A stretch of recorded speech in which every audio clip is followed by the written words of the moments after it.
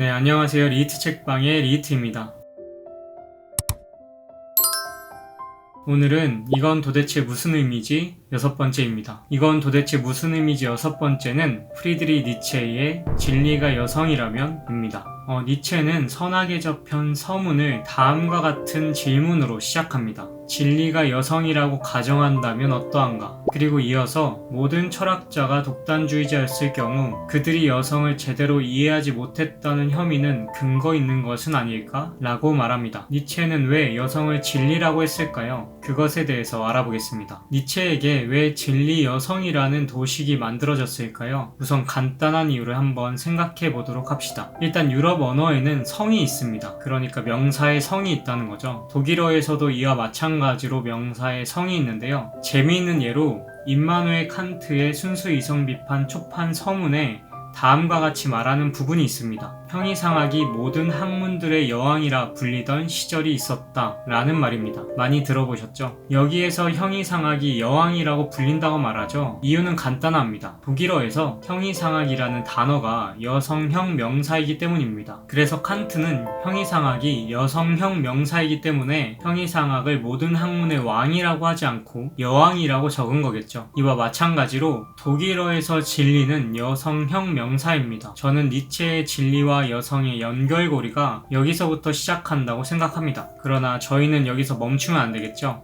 니체는 왜 여성을 진리라고 했을까요? 니체에게 여성은 어떠한 존재일까요? 선악의 저편을 처음부터 끝까지 읽어보신 분들은 아시겠지만 니체는 그곳에서 여성에 대한 평가를 이렇게 내립니다. 127절이나 130절에 여성은 화장을 통해서 은폐한다고 해요. 자기 자신을 끊임없이 은폐하는 겁니다. 은폐되면 어떻게 될까요? 여성이 끊임없이 자신을 감추면 남성들은 여기에 매력을 느끼게 돼 있습니다. 즉, 거리가 생기게 되는 거죠. 간단히 말해서 권태라는 걸 생각해 봤을 때 권태라는 건 거리감의 상실이라고 볼 수도 있습니다. 그래서 보통은 나쁜 남자의 매력을 느낀다고 하죠. 그 거리감의 매력을 느끼는 겁니다. 그 거리가 욕망을 자극하는 거죠. 그 거리가 욕망을 일으키는 겁니다. 니체는 여성은 끊임없이 자신을 은폐시킨다고 말합니다. 다시 말해서 끊임없이 거리를 벌린다고 말해요. 근데 니체가 봤을 때 진리가 이와 똑같다는 겁니다.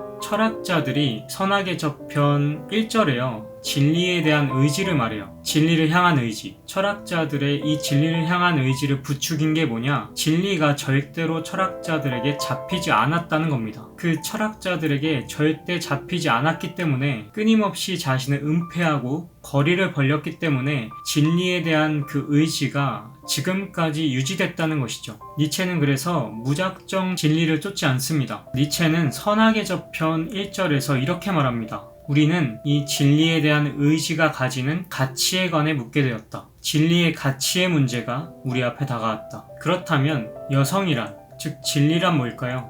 그래서 니체는 즐거운 학문에서 이렇게 말합니다.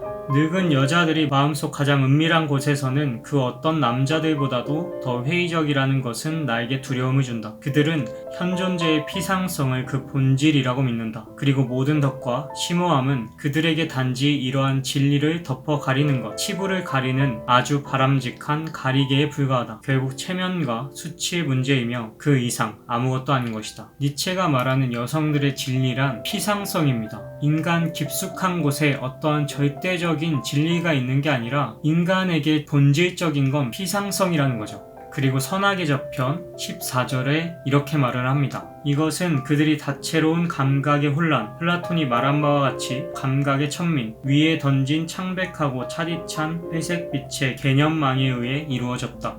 니체는 이 진리라는 것, 즉 여성이라는 것을 다채로운 감각의 혼란이라고 말하고 있습니다. 여태까지 모든 철학자들은 이 다채로운 감각의 혼란을 붙잡으려고 차디찬 회색빛 개념망을 던져서, 개념의 그물을 던져서 그것을 잡으려고 했다는 겁니다. 예를 들자면 어떤 한 여자, 남자가 만났다고 쳐요. 근데 그 여자가 그날 그 남자 앞에서 보인 모습이 그 여자의 전부가 아니잖아요. 그 남자가 집에 돌아가서 그 여자는 착한 것 같아, 그 여자는 귀여운 것 같아 라고 말했다고 칩시다. 이러한 개념으로 그 여자를 붙잡으려고 있다고 했지만 그 두 개의 수로로 그 여자를 규정할 수가 없는 거죠. 근데 철학자들은 이와 같은 일을 했다는 겁니다.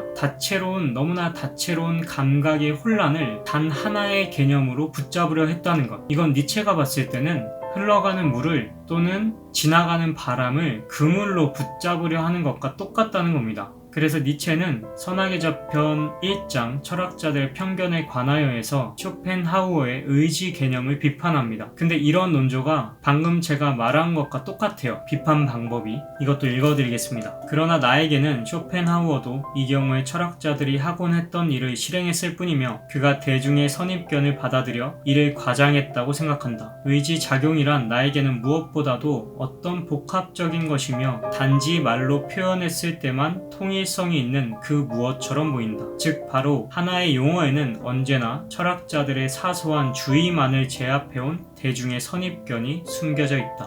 여기에서 니체가 말하는 건 방금 전에 제가 말한 감각의 다채로운 혼란을, 즉 복합적인 거를 단 하나의 개념으로 붙잡으려고 했다는 겁니다. 이것을 가리켜서 니체는 독단주의자라고 하는 겁니다. 철학자들은 여러 복합적인 상황을 자신이 본 단 하나의 개념으로 붙잡으려고 했다는 것. 니체가 봤을 때는 이것이야말로 독단론인 겁니다. 그렇다면 이 여자, 진리, 피상성, 다채로운 감각의 혼란을 니체는 뭐라고 했을까요? 니체는 다음과 같이 말합니다. 진리는 오랜 사용 후에 마모되어 감각적으로 무기력하게 된 은유이며 자신의 형상을 잃어버려서 이제 더 이상 동전으로가 아니라 금속으로 고려되는 동전이다. 그러나 사람들은 환상 때문에 이 사실을 망각했다.